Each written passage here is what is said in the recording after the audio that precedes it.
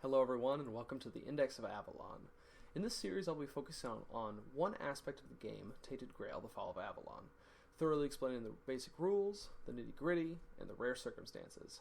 Chapter 1 locations will be used in this demonstration along with a few random event cards, but no story spoilers will be revealed. With that said, let's discuss the act of traveling. The act of traveling is simply moving your character from one location to another. This action will cost your character 1 energy, but keep in mind the cost of traveling can be affected by random events, items, secrets, etc. For example, this good weather card states that your first travel today costs 1 less energy, giving you a free movement at the beginning of the turn. Note that this card allows all players to have a free traveling action.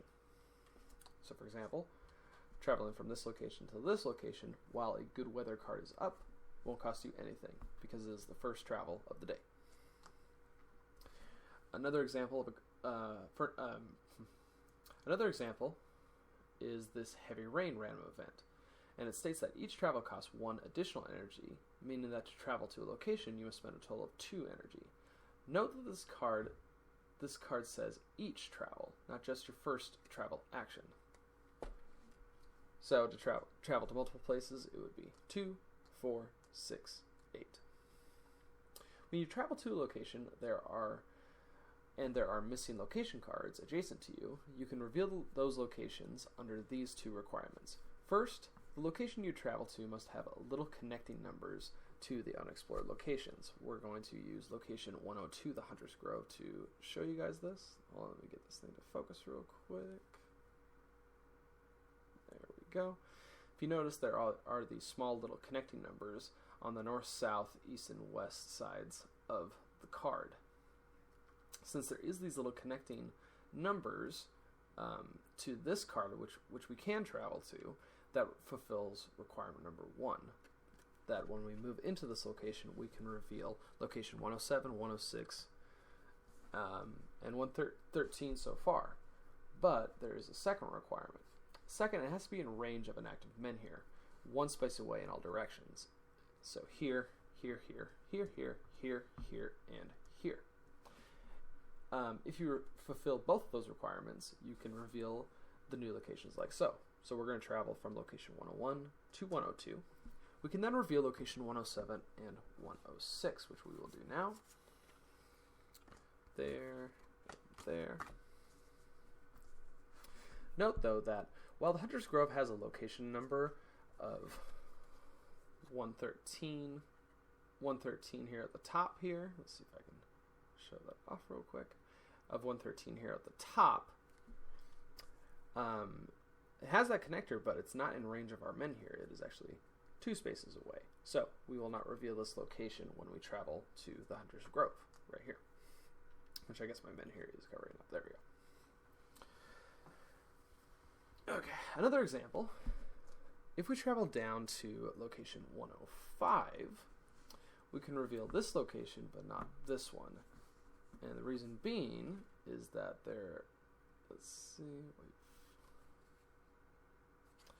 as you can see, while there is a location connector here on the west side, there isn't one here on the east side.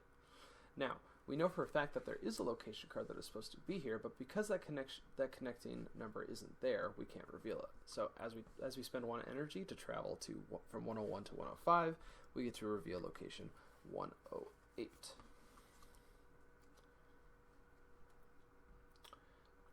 Now, when you arrive at a new location, along with revealing locations that you haven't discovered yet, you need to resolve any events on the new location card that have a lightning symbol on it. So if we travel from location 101 to 104, we can see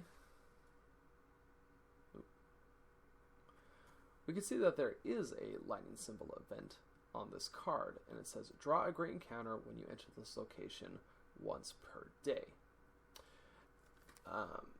So if you travel from this location to here, you do need to draw a great encounter card and do a combat encounter with it. And you can either run away from that combat or fight it, whatever suits you best.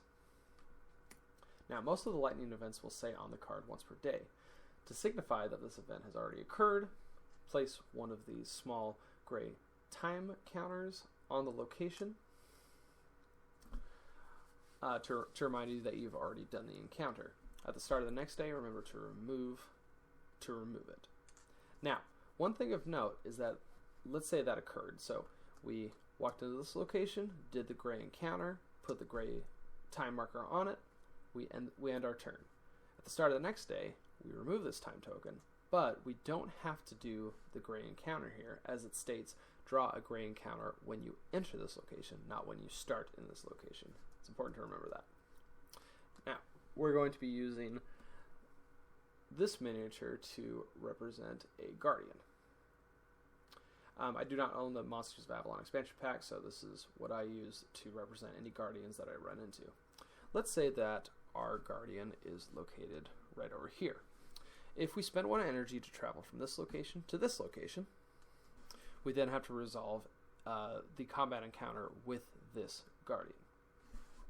Now, let's go through an example involving multiple things happening when you enter a location. So, if we spend 1 energy traveling from location 101 over to 104, 3 things are going to occur. First, we get to reveal these 2 locations because there are connecting numbers and there is an active menhir that is protecting those areas. So we get to reveal location 107 and 109. The second thing that's going to occur is that we will have to resolve an encounter with this guardian. Third, we will then have to resolve this lightning event signal, meaning that we have to draw a gray encounter and do another combat encounter with the gray one that we drew. It's important to note that the encounter with a guardian always surpasses any other encounter you're going to run into. For example, these lightning symbols. Even if it's a blue encounter, a green encounter, or a purple encounter, it doesn't matter. You always have to resolve the guardian first. Okay, now why don't we go over a couple party travel actions. So, if you're playing with other people or playing solo but with multiple characters, you can travel together as a party, meaning that if you want to, you could travel from this location to this location all at the same time, like so. You'll spend 1 energy per character in the party and travel to the new location at the same time. Of note, you may split the cost of traveling in any way you want. For example, if Ariv and Maggot travel from here to here as a party, Maggot could cover the entire cost of the travel, or they could split it 1 and 1 in terms of energy. Now, another thing of note, that if you travel as a party from, let's say for example, let's get rid of the Guardian, from this location onto this location, you will then trigger the lightning event that makes you draw a gray encounter and you have to resolve it through combat. Since you entered this location as party members, you will then have to resolve this combat as a party together. So you can't split up or say, Maggot's going to take it, but Ariv is going to stay out. You can't do that. You both have to enter the combat and go through the steps to defeat it or to run away. Now, if the game ever forces you to move from one location to another, this is called a special movement, and it does not cost you any energy. Now, for example, let me do a little bit of setup here real quick. We're going to add a couple location cards and another menhir. So let's say, for example, we are going to place these 2 cards here, and oops, there goes the dial. We'll just ignore that. And we're going to place a menhir in this location. Let's say our characters are over here on location 104.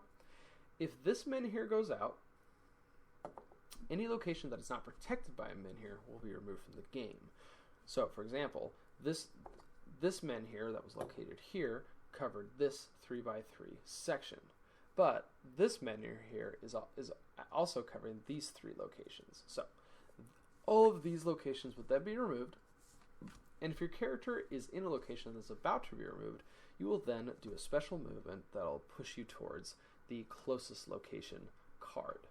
Now, of note, in this event that a location card is being removed because a menhir went out, you will lose 2 health, you will gain 2 terror, but you will not be spending any energy due to that movement. Okay? Oops, sorry about that. Now, why don't we go over a couple things that we can't do real quick after I get this all set up again. And we're going to leave the men here off just for a moment here. And let's readjust our camera for a moment. Perfect.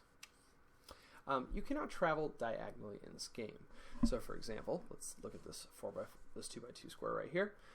We cannot travel from location 101 down here to location 108. You can only travel north, south, east, or west. Okay. You cannot travel between two locations if there are no connector keys.